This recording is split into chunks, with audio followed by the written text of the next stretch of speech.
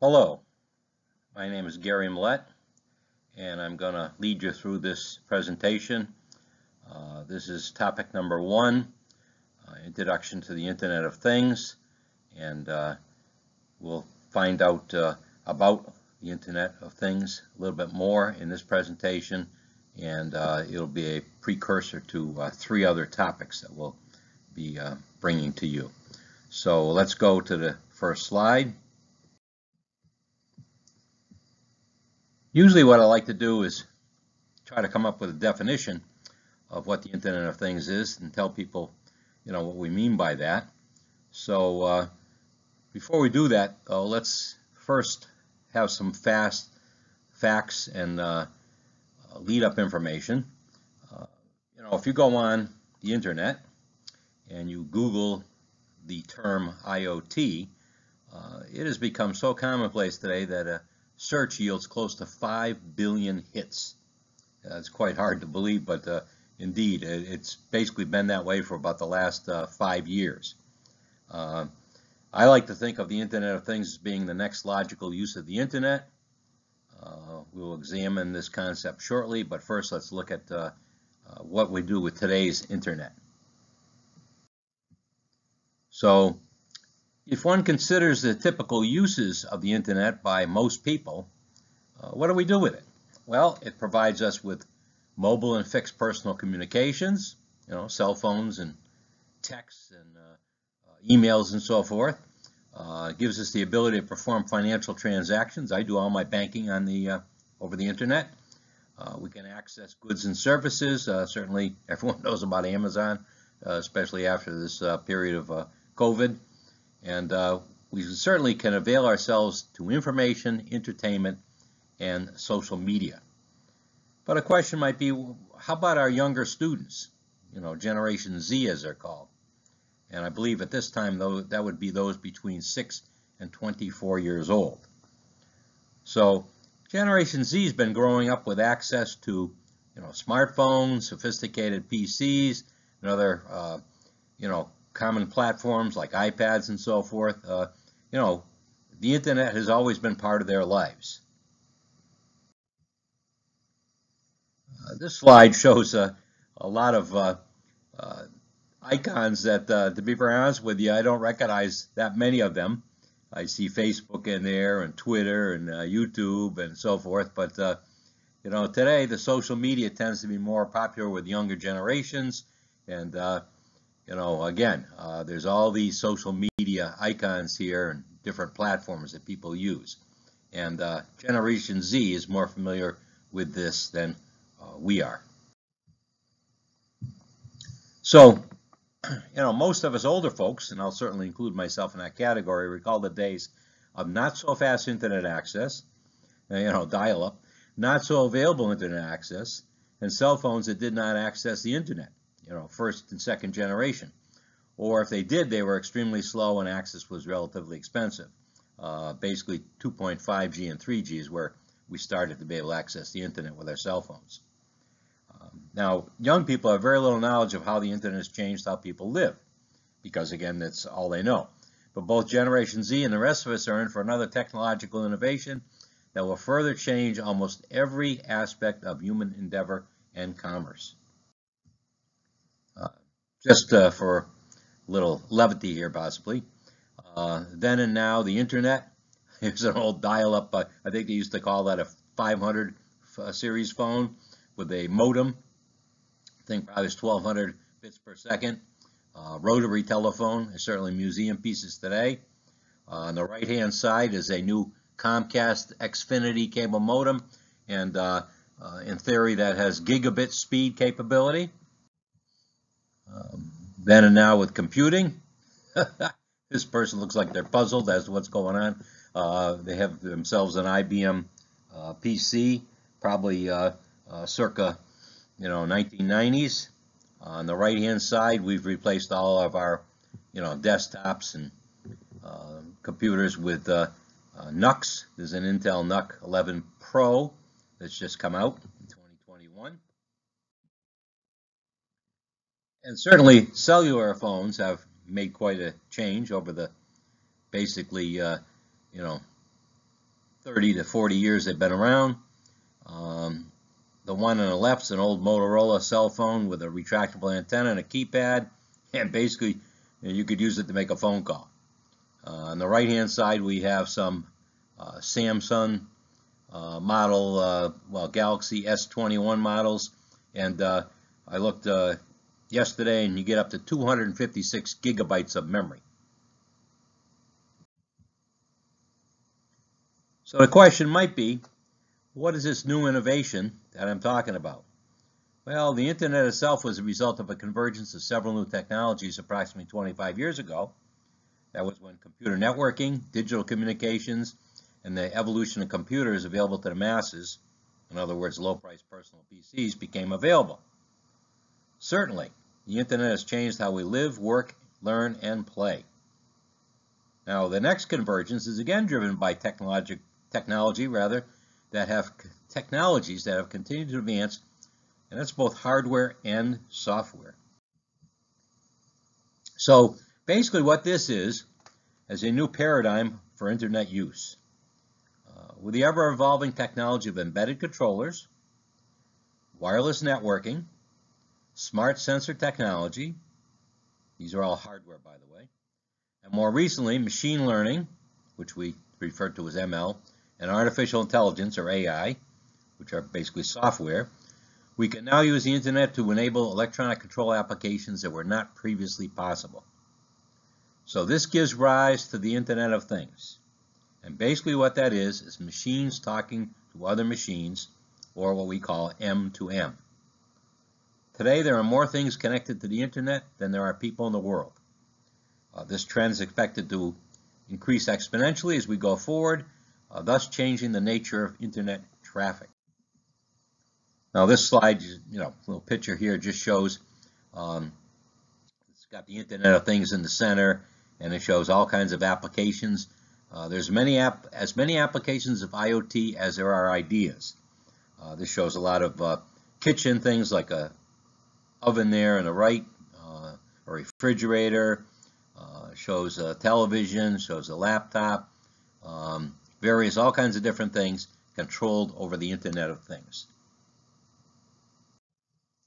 And of course, there are many different human-machine interfaces, what we call HMIs, for the Internet of Things. Here, replaced in that center loop or circle, are various tools that we could take and access things, again, like the refrigerator or the oven. So one more definition we should take a look at. What would we consider an IoT field technician? You might ask, who will install, maintain, and upgrade various IoT systems? Also, what type of systems are we talking about? Well, IoT applications have been proposed for almost any type of human endeavor that can benefit from being made more efficient, reliable, secure, safe, and eco-friendly. Now, this last statement doesn't preclude the use of IoT applications that until now were not technically possible, things such as autonomous vehicles or e-healthcare or the smart grid. So this IoT field technician, they will be the person responsible for the installation, upgrading, and maintenance of these multidisciplinary systems. If you're familiar with networking, you're probably familiar with the OSI 7-layer reference model. So if we consider that 7-layer reference model, we are talking about expertise in the lower layers, which include the transport, network, data link, and physical layers. The IoT technician must be knowledgeable about networking system concepts, certainly, as well as the applicable specific physical devices that implement the system, things like routers and switches and so forth. What has been industry's response to the Internet of Things? Well, if you watch any network TV at all, and I put network in there now to differentiate it from streaming services and so forth, network TV still has the commercials. It's quite obvious that most of the major technology company players have realized their futures will depend on being exceedingly involved in the IoT marketplace. If you do a search for IoT links on these companies' websites, it further reveals their interest level in this emerging technology, because you always get hits. Many have online educational resources about IoT, their white papers, videos of potential applications, parts kits, and so forth. Cisco is a networking company, largest one in the world and so forth. And if you're like my college, we have a Cisco program. They tout the IoT as, again, the next thing, best thing since sliced bread, I guess you'd say. IBM has linked Watson and IoT. Intel has an IoT platform.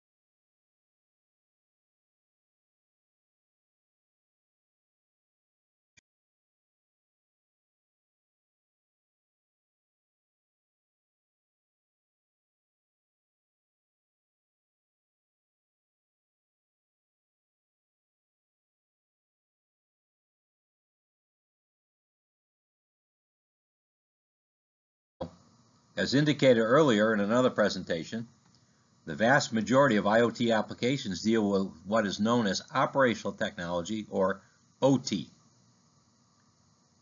These OT cases tend to be discipline specific, things like automation, healthcare, smart grid, autonomous vehicles, and so forth. And they are typically highly reliant on electronic-based technology that implements industry-specific applications and functions. Now, what Cisco does, they attempt to bridge the gap to these OT applications in its IoT fundamentals connecting things course. But from my perspective, they fall woefully short of imparting any discipline-specific knowledge. What they do is they use a typical approach of employing commonly available board-level controllers to connect the various generic things without imparting fundamental knowledge about the underlying principles that, say, a typical electronics technology student would know and would use to troubleshoot a problem or faulty system. Cisco, much to their credit, their packet tracer simulation software now includes sensors and actuators, and they have some experiments for these. Cisco also makes the assumption that one has the prerequisite knowledge base to take the various IoT courses. That is, that you have programming language expertise, which you may or may not have. And of course, the Cisco curriculum is only available to who? Cisco Networking Academy students, so there's limited availability to these educational resources, unless you're a Cisco Academy. Now, several colleges have started to offer IoT-related programs, but these are typically at the 4-year graduate level. For those of us that deal with the physical world, Cisco's curriculum disappoints because there's very little in it about the required power electronics need to actually implement real-world apps. Embedded control by itself can't supply the needed power to drive motors or power-hungry actuators. Industrial control ECU platforms with relays and power electronics do exist in the real world. Also, there are many times when analog signals must be conditioned before they are applied to A to D converters and converted to digital values. This is a fact ignored by Cisco, or maybe not ignore, just they don't acknowledge it. So, what type of response is needed for IoT curriculum? Well, it must be grounded in what? Well, certainly to deal with IoT applications, systems, a basic knowledge of computer networking is a must. Things like network addressing, TCP/IP protocols, and the operation of networking hardware like switches and routers should be understood. If the network connectivity is wireless, one should be knowledgeable in basic wireless technology and aware of the various wireless platforms available. Lastly, as shown by the next slide, one should have a good grounding in the basic technology that is employing the IoT application to enhance its operation. So this diagram is one I gave it a talk many years ago at the ASCE meeting, and shows the enabling technologies of IoT. In the middle is the system that you want to take and enhance. So it's a complex interconnected electronic system. Arrow on the left going in, so the inputs, and the arrow on the right-hand side going out, the outputs. And notice there's some type of man-machine interface, microprocessor control, we'll say, on the very top there. So let's do this clockwise version. From the top left, enabling technology, complex analog digital signal processing, electronics. So somebody should know about that. That's working with this stuff. On the top right, wired and wireless networking technologies. Again, crucial to implementing any type of Internet of Things type of application. On the bottom right, embedded controllers and sensors and actuators. Again, three of the enabling technologies of IoT applications. And in the far bottom left-hand corner, software control and diagnostics and data fusion. So again, hardware and software. Okay, so using machine learning, systems can even evolve. Where do we go from here? We're just at the beginning of our journey towards the ubiquitous deployment of IoT systems. Several forward-looking two-year schools are cobbling together the bits and pieces of curriculum that they feel will fill the needs of this emerging paradigm. Some schools approach it from the physical layer side, while some approach it from the application layer side. Again, the lower physical layer, layer 1 of the OSI model, versus the upper, layer 7 of the OSI model. It'll be interesting to see what the skill sets of these future technicians in this area consist of. And that's it for this little presentation. Thank you.